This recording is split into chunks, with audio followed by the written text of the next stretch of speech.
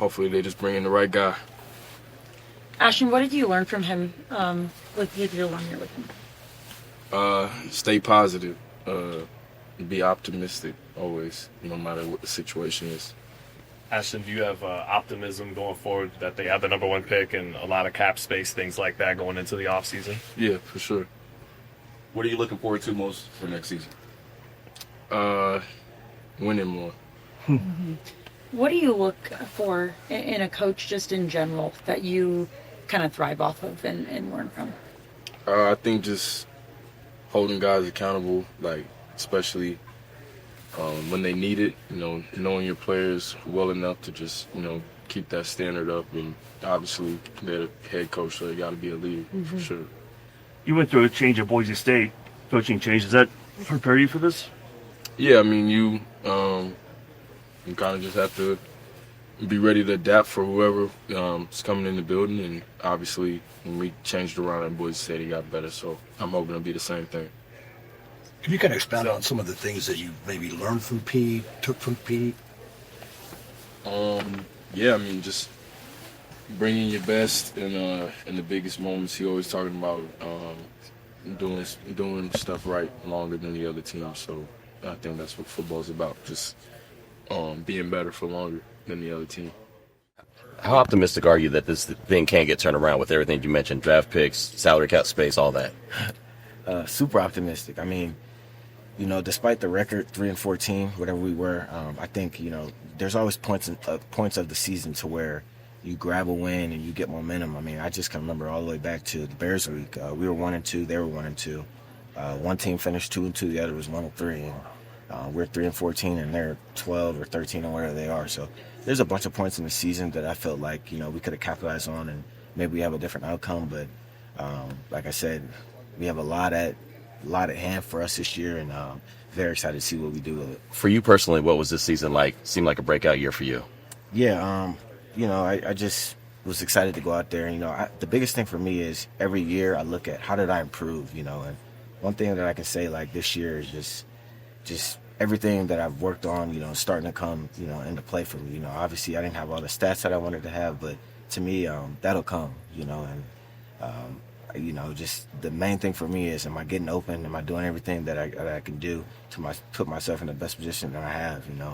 The ball will find you. The ball will get there, and that's the exciting part. But at the end of the day, just being the best team player that I can be and to continue to work on my craft and being the best player that I can be. You're a professional, but I think this was your third year, so you've had 6 offensive coordinators. I know you're a professional, but how difficult is it when you're constantly changing different voices? How important does this franchise need stability? Very important. I mean, I think, you look at some of the teams that they go into the offseason and they've been in the offense for 2-3 years. So when you come back in the offseason program, it's not learning a new offense unless you're new to the team, but it's just more of like refining, refocusing on things. For us, it's like every offseason you're learning a new offense. So that's huge, and that's very critical to have stability because, especially for like rookies and people who've been here, for not quite a few years, it's like every time it's like you're starting all over. It's like a rookie year all over again. You come in, you learn the playbook, and then you get going. Versus you come in, you know the playbook, and you can kind of build off of that, and you get comfortable in the system. So for me, I think I played 3 different roles in 3 different systems. So I had to play another role in another system. So, but that's part of being a pro, to being able to adapt and adjust to things like that. And, like my advice to the rookies is, you have to be able to adjust and adapt to things like that, or you don't play very long in the league. Despite the record, why do you think the organization is in a better spot now that Carroll was the head coach here? That's a good question. I mean, honestly, I think for us, I think we have a lot of young guys that are really good that I think is going to help us in the future. And, Pete gave everything, like I said, utmost respect to him. Very great guy. And like I said, as a person, tremendous. So I think as the organization, I think, we have a lot of different views of things, and like I said, a lot of good young players that we can build off of, and we'll see what we can do. Did he talk to all of you today? I have not talked to him yet. I think we have a meeting here soon, so I'm sure hopefully we'll get to talk to him, but I have not talked to him yet. In addition to stability, what do you think the Raiders need in a head coach? I would say, we just that's a good question. I think we just need to be. Everybody needs to be on the same page, and I think that comes with having a coach, that we can all win and build stability that way. Because all coaches have their different styles. You know what I mean? I've had Josh, AP, and Pete, and they're all different, but they all have similar things. So I think for us, it's just whoever we get, the whole staff, everyone, we all have to be on the same page. And I think that'll translate to some wins for us, and then that's when you really start to have fun with it. Can you expound? I was going to say, can you expound on some of the things that maybe you learned from Pete, his style, his coaching, the abilities he's had? I mean, he's been around forever. Just what did you kind of take from him? Competition every day, compete in everything you do, and that's his thing, and it's cliche because that's really true. I mean, from the day we walked in here, I remember our first meeting. He's big into basketball, so we have a hoop in there, and from that day until literally probably the last Friday, we shot hoops every day, and it's something so simple as that. You learn about your teammates in that way, the competitive moment, everyone's watching and all that. So just the competition part, man. He brought it every day. That's what it was. It was every day you're gonna compete, go hard. And for me, it just gave me a mindset of there really is no days off in this league, because everybody's so good. So you have to bring that energy. You have to bring that effort. And from the day he walked in, he instilled that into us. Trey, if the Raiders, they take a quarterback with the first pick, move forward with a rookie at the position, what would you think about that going forward next year? I mean, as a receiver, whoever the quarterback is, my job is to make him look good. So that's what I'm focused on. Like I said, those people up there, they have a lot of work to do in regard of what they're going to do, whatever they do. Because like I said, we have the first pick, so we're technically on the clock. So regardless of whoever the quarterback is, my job is to make him look good, and I'm excited for whoever it is. And with you kind of being the veteran now in the wide receiver room, will your door be open to guys like Dante and Jack potentially in the offseason to help them improve? Yeah, 100%, because when you look at it, you need them to excel and improve because there's 11 people on the field. Usually there's 3 receivers, so all 3 of the guys, whoever out in that field, they have to be complementary to each other. Because it puts stress on the defense. So for sure, Jack, Dante, all the young guys, I know I'll be here in the off-season training, and I'm sure that they're going to be here with me training as well because I told them that we've got to take it to another level, myself included, we all do. And, I know what it takes, and I hope that I can, help them in any way that they need. And, because for a guy like Dante, I went through some of the struggles that he went through as a rookie. So I can relate to him, and he's a freak. He's 6'5", faster, but he's just as fast, same speed, whatever you want to say. But and he's got to be able to use that, and I think he has a unique skill set that can make him very elite in the league. And Jack, just do it all guy. That's my guy. He's going to be a very good player.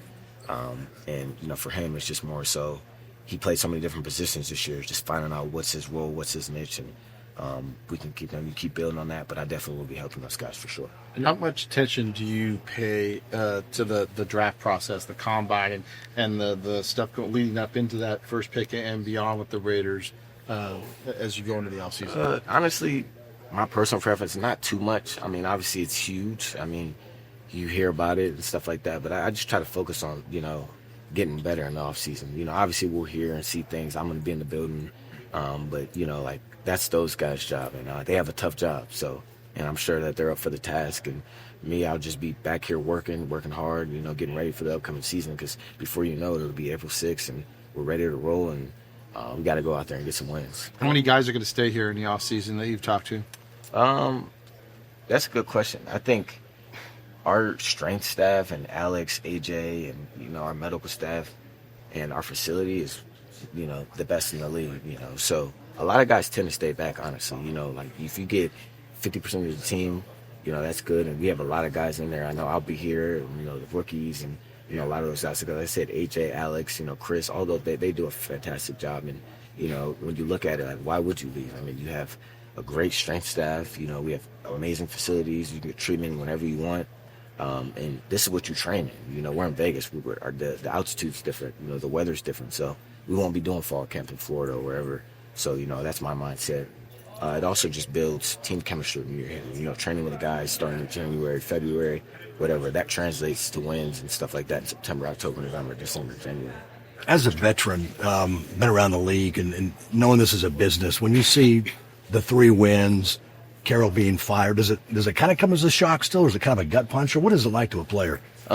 This is my fourth coach, so for me, it's kind of something that's like, like, all right, this is part of the business. So you have to look at it like, well, what can you do? Because you're a part of the business as well. So, I look at that like making sure that I can control what I can control, that's working hard, being the hardest worker, continue to work on my craft, continue to elevate and get better. Because like you said, it's a business, but it's a production-based league. Wins, loss, stats, all that stuff. So what can you do to continue to elevate yourself?